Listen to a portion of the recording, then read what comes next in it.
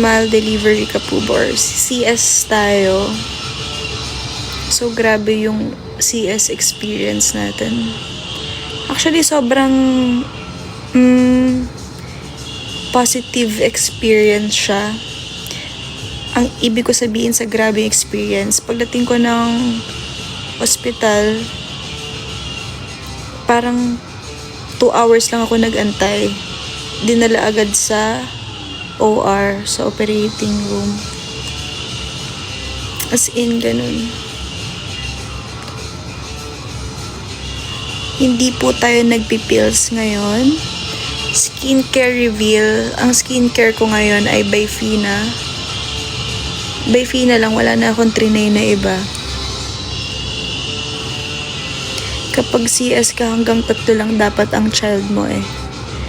Actually, girl ngayon, so pag next is boy na, okay na kami sa 2 lang talaga. Gusto namin 2 baby lang, so girl at saka boy. So, yun. Pero may mga iba ako nakikita. 8 na yung baby nila, puro CS lahat. Naka 8 na CS siya. So, depende talaga sa depende talaga sa katawan ng babae. Pero try nyo i-search yun dito sa TikTok. Makikita nyo. 8 beses siya nag-CS. Pero ako, what's your family plan, Ate Lois? Sunod mo ba si baby or hindi pa muna? Gusto ko namin siya sundan. Sundan agad, hindi pa nga lumalaki. Puyat pa nga kami. Sabi nga namin, after 5 years na lang muna ulit. Kasi ibang experience talaga sa pag-aalaga ng newborn. Pero kami, gusto namin after 2 years. Basta 2 years pataas. At saka syempre kung anong plano ni Lord.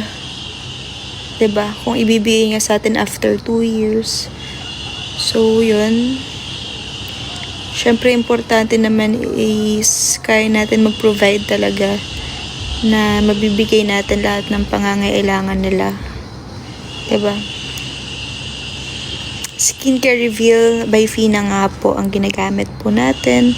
Byfina nga ni. Byfina nga ni.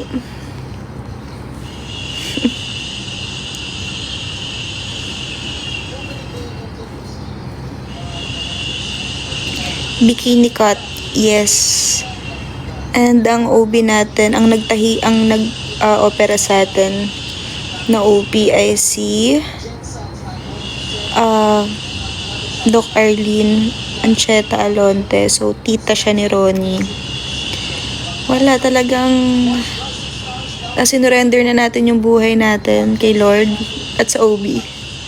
Ganun yung experience niya. Kayo na pong bahala sa akin. Tapos, ang ganda ng pagkakatahi niya sa akin. As in, ang galing. Hindi mo kita yung tahi. May line lang. Parang meron lang siyang line. As in, ang galing ng pagkakatahi. Safe po sa prego yung Byfina. Yes po. Yan din po yung ginagamit natin nung pregnant pa tayo. Diba? Kasi minsan, diba, yung iba pagkapaanak daw nila, nagbe-breakout sila. So, tayo, consistent lang talaga tayo sa pagsa-skincare. Kasi yung Byfina, bilang mom, syempre, konting steps lang yung nagagawa natin, diba? So, facial wash, toner, moisturizer, sunscreen sa umaga, sa gabi, moisturizer lang.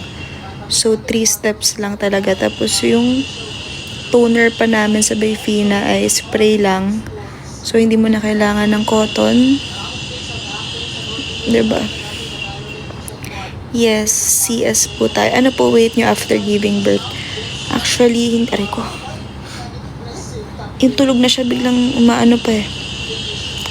Biglang sumisip-sip pa eh. So, hindi pa tayo nagtitimbang ulit.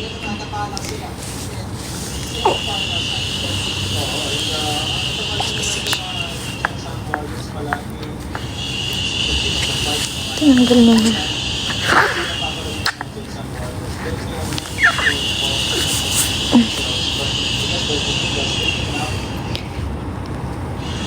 Yes, yes po tayo. Anong pronunciation ng name niya? Rooney Lior ang kanyang pronunciation. Pero ang nickname niya ay Neely. Yung Neely galing sa Rooney. And yung Lee, yung Ni galing sa Rooney. Yung Lee galing sa Lior. So, Neely yung kanyang nickname. Rooney Lior. So, matagal-tagal po kayo bago makapag-dance. Actually, yes. Tatanong pa natin sa OB kung kailan tayo ulit pwede mag-dance. Pero alam ko, 6 weeks pwede na tayong light workout. Makapag-promo ka ba sa Midnight Girls? So, ngayon, ito na po yung promo natin. So, everyone, dahil full-time mom tayo, at meron tayong totoong responsibility sa buhay. Opo, ayan po siya. Ayan po siya, everyone. Tulog na tulog siya. So, manood na lang po kayo ng Midnight Girls sa May 13. And syempre, ang 3 words, meron din tayong movie na lalabas ngayong month, April 22. So, hindi tayo makapag-promo dahil meron tayong responsibilidad sa buhay na kailangan natin utupagin. So, manood na lang po kayo sa April 22 and May 13. Diba? Nood na lang po kayo. Sana po madali kayo kausap.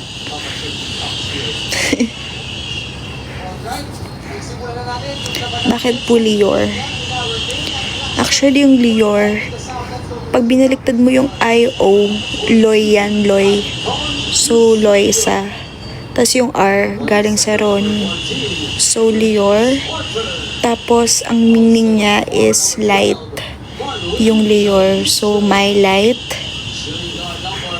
Yung Rooney is joyful. So, joyful light. Maganda kasing meaning ng Rooney. So, search nyo yung meaning niya. Meron siyang meaning talaga. Hindi siya basta naisip lang. Meaningful yung meaning niya.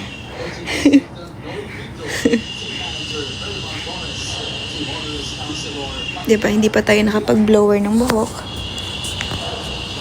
Basa pa siya. Ayun na, start na yung game. Nanonood tayo ng MPBL.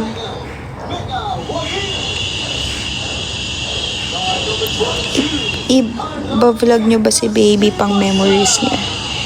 Yes, iba-vlog namin siya, pero syempre hindi mo nakita yung face niya. Nanonood tayo ng MPBL. Si Ronnie nanonood siya. Nandyan siya sa Binyan Arena ngayon. So tayo, timbahay muna talaga. I-vlog namin si Rooney Lior. Pero syempre, takip pa yung face niya. I-reveal namin yung face niya siguro pag 1-year-old na siya. Or pag gusto niya, pag choice niya. Diba? Choice niya. So, pag hindi ko alam, pwede sa daddy din. Dalawa magulang eh. Tatanungin natin yung daddy. Pero ako, gusto ko 1-year-old. Doon na lang yung face niya. Diba? Ni masakit ba yung CS? Alam nyo, hindi ako nasaktan sa CS talaga.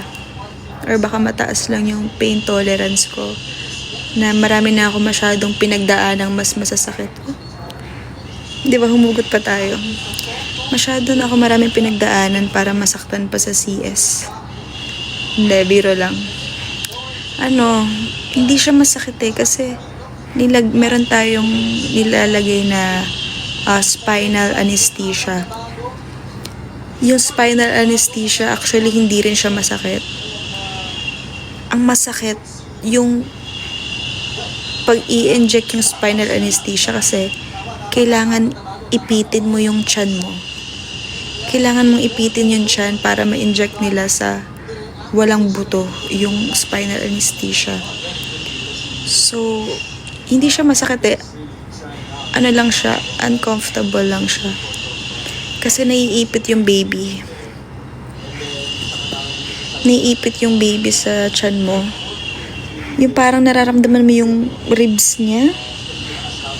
Rooney, ibig sabihin mystery. 'Di ba?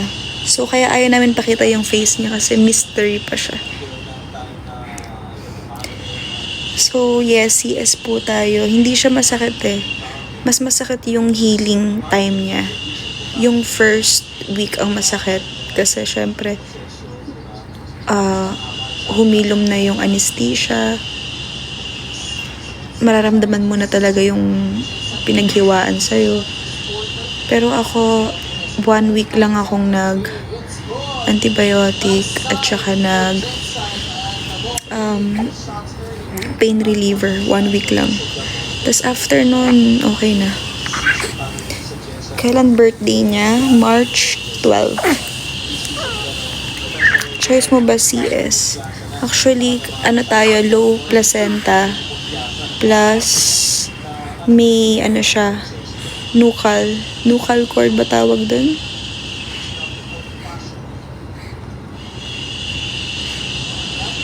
Tama ba? Nuchal cord? Cord coil. Ayan. So, may isang nakapulupot sa leeg niya. So, kasi pag ni-normal natin, may possible na humigpit yung cord niya. Sino pong kamukha niya? Alam nyo, half. May mga nagsasabi kamukha ni R2. May mga nagsasabi kamukha ko. So, kamukha daw namin. Imagine niyo na lang na kamukha namin ni R2. I-mix niya yung itsura namin. Ganon yung itsura niya.